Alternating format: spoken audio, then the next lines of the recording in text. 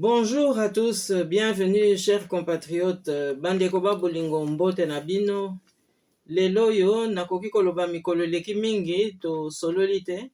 Yango wana lelo nazali na esengo ya kozongela bino. Kasi pona lelo sujet oyo biso tozali na yango tina ezali rappel d'abord ya makambo oyo etali souveraineté na biso et puis rapport oyo ngai nazwi ces derniers temps oyo ezali vraiment kolakisa que souveraineté nationale na biso ezali vraiment menacée. Alors na yango wana nayeli bino sujet moko oyo etali province ya Congo central parce que ezali vraiment kuna moto tozali na ba exemple ya makasi po na kote ya bino. Alors lelo nayebi distraction ezali mingi na kati ya communauté congolaise ezala na diaspora ezala pe na kati ya mboka ba sujet important tozali pensa kolandela yango te. Alors lelo nalingi na rappeler nanu bino makambo ya amphithéose ya Mwanda. Bino moko boyebi il y a 15-20 ans lisolo ya amphithéose ya Mwanda ezalaka penza makasi. Ezalaki ndenge nini? Ezalaki consortium moko ya ba entreprise moko international oyo elingaki kozwa amphithéose ya Mwanda, donc territoire ya bas fleuve na une partie ya Congo central pour 99 ans. Alors elingaki koloba ke pendant 99 ans ba exploiter Congo central. Mais eloko penza biso to telemelaka yango ezalaki pamba te, ezalaki ko mema ba congolais na situation moko ya esclavage. Po elingaki ezala ba frontière moko penza hermétique, donc ba frontière fermée. Congolais oyo aza peut-être na Kazangulu moyen kota ekozala te ou bien il faut ezala na ba laisser passer. Alors tangu bamindele na bapaya oyo nyonso to bazalaki kolanda amphithéose wana bavandelaki masolo wana bazalaki kaka na bakarte ya géographie et puis na baanalyse na bango par rapport ya baressources minières. Mais sikoyo tango babandi kokita na terrain baye komona ke blocage moko ya munene ezali wana. Blocage yango ezalaki nini? Ezalaki cimetière ya premier président de la République Joseph Kasavubu tata na biso. Epesaki bango blocage. Sikoyo batikaki projeté balobi mais lokola eza blocage boye solution ezaka moko to luka ba chef coutumier to bane Congo oyo bakoki kozala un peu faible bandima marché to ba compromission oyo tokoki kopesa bango pour biso to récupérer mabele. Donc il se fait que depuis 15-20 ans groupe moko ya bane Congo bandimaka déjà marché wana bandimaka ba compromis wana. Alors sikoyo lelo yo sujet wana ezongeli biso na ndenge nini? Ezongeli biso na trafic ya ba hydrocarbures oyo ezali kosalama na kati ya province ya Congo central. Parce que autant amphithéose ya Mwanda ezalaki kokamata ba territoire ya Tchela, territoire ya Lukula, territoire pe ya kokoma tina Sekebanza et puis kokamata limite lisusu na kote ya Matadi. Lelo yo trafic ya ba hydrocarbures ezali pe komema allure moko na kati ya basu région wana. Alors sikoyo trafic wana eza kosala nini? Ezali kolandela production ya pétrole. Parce que bayebaki que na ba richesse nyonso oyo eza na mboka pétrole pe ezali na tina. Alors biso eloko nini ememi biso na kati ya masolo wana? Parce que bino moko boyebi ke na ba mabota nyonso chef de famille azalaka. Tango ngai nazwi ebonga ya chef de famille suite ya ba décès oyo bino moko boyebi ba matango biso moko tozwaki tobandi kosala récupération ya succession ya président Joseph Kasavubu na mama na biso mama Hortense. Bon, ba succession wana eza komema biso na territoire ya Tchela, territoire ya Lukula, pe eza komema biso na région ya ville ya Boma. Alors, toye komona ndenge nini? Toye komona ke tokomozwa ba menace. Ba menace ke mais bino bozo ya kosala nini awa parce que ba mabele wana basi bateki. Ba mabele wana bato basi bazwi. Bazwi yango na ndenge nini? Mais boyebi te masolo moko ya amphithéose ezalaka. Alors biso tolobi mais eko kosala mandenge wana te parce que biso tozali ba ayant droit. Mais te makambo ba ayant droit ezali te. Bolanda kaka UDPS, bolanda kaka monsieur Augustin Kabuya, yende mutazali chef de file ya schéma wana oyo ya trafic ya hydrocarbures oyo ezo katisa na ba région oyo bino bozako bakasavu bozako lobaka ezali net succession na bino. Alors bandeko nanga soki lelo oyo tozako lobela makambo oyo ezali kaka parce que bato nyonso batelemeli biso moko moko baza koloba mais bino sikoyo il faut bakasavubu bo prouver que eza penza mabele na bino, bo prouver que tata na bino penza ya bino, bo prouver que cimetière wana boza na tina na yango.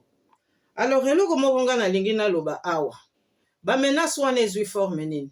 Ezwi forme que bapesi biso rapport, ba avocat na biso pe bayoki masolo yango ka sikoyo bako disqualifier bino bakasavubu bozala so na tina te, comme ça ba prédateur bazwa biloko wana, bazwa mabele wana. Mais bakosala ngo ndenge nini? Bakomo bimisela biso ba loi moko boye. Oh, soki bosali 7 mois après que dernier chef de famille a koufi, soki chef de famille a sika a monanité, ou bien ba représentant na ye ba monanité, en tout cas mabele wana nyonso kokende kaka na ba consortium wana. Alors, ekokende na ba consortium wana ndenge nini? Oh, soki bosali 7 mois bo monanité, alors à ce moment-là, UDPS M. Kabuya akozwa magistrat oyo basi bafuti mbongo to azali prêt ya kozwa mbongo po te basala ba jugement ba disqualifier bino, comme ça bino bozala susu na esika te. Alors bandeko na ngai, soki na ye na lisolo oyo eza ko rappeler biso makambo amphithéose ya mwanda, ça veut dire que masolo wana ya prédation esilaki tando te, bazaka ko continuer ko tia miso po te province ya Congo central na région ya Bafeur yango pe ezala totalement dépendant ya ba interférence extérieure.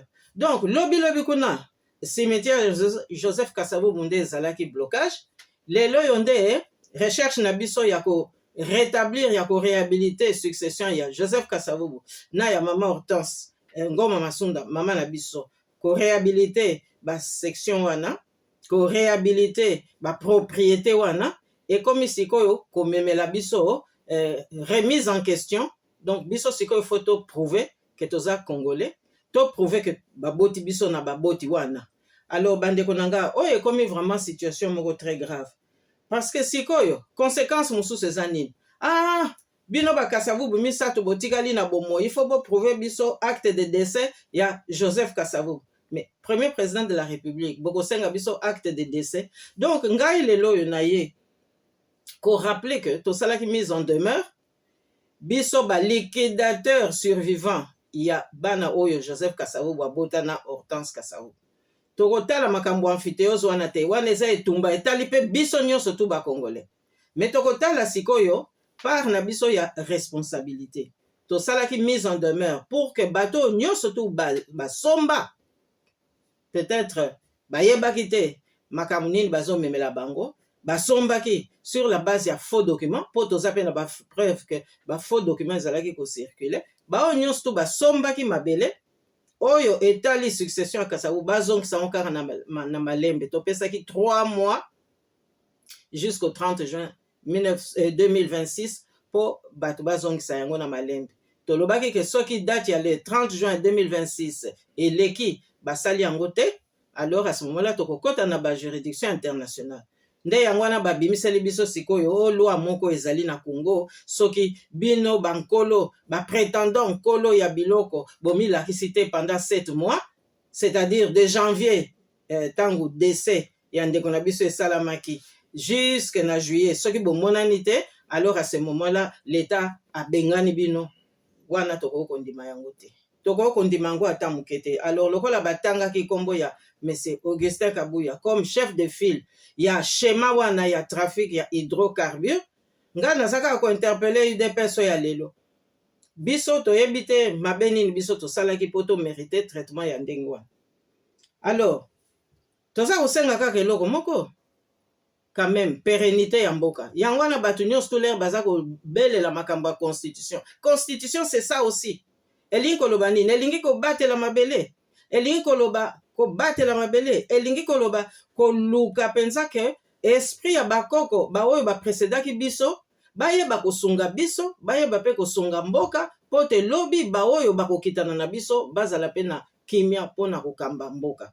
Alors soki tozo kende boye, où est le sérieux bandeko na ngai? Est-ce que mboka ngo c'est ça vraiment? Alors ngai naza ko lobaka likambo moko.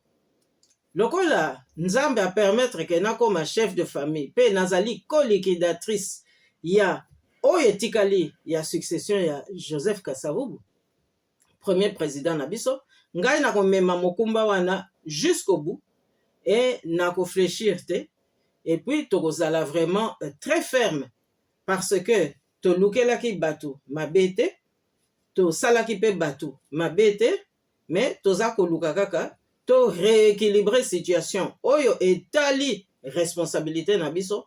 Et à partir du moment où responsabilité wana eza na ba retomber na politique ya mboka, alors naza ko interpeller pe ba autorité d'une manière générale. Magistrature nini oyo ekoki kozwa responsabilité lelo ya kondima mbongo pote baya ko déposséder biso identité na biso. Bomoni nde esika wana ba mususu bakomi koloba ke est-ce que vraiment même na Congo central bawe bazoloba baza bane Congo, est-ce que baza pensa ba congolais pona kotika makambo ya boye?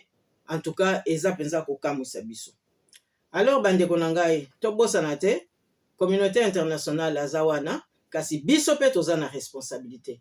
Amphithéose ya mwanda ekoki kozwa forme mosusu te lelo à travers trafic ya ba carburant ya ba hydrocarbures. Donc totelema biso nyonso lokola kaka mutu moko, tosimba mboka na biso po toyeba kosikola ngo malamu. Na yango napesi bino penza longonya na ndenge bolandaka kaka actualité ya mboka na biso pe nazo compter na bino nyonso pe na makasi ya Nzambe po elongo tozala capable ya kosala oyo toko kosala po tobikisa mboka na biso. Tomonani na mikolo ekoya.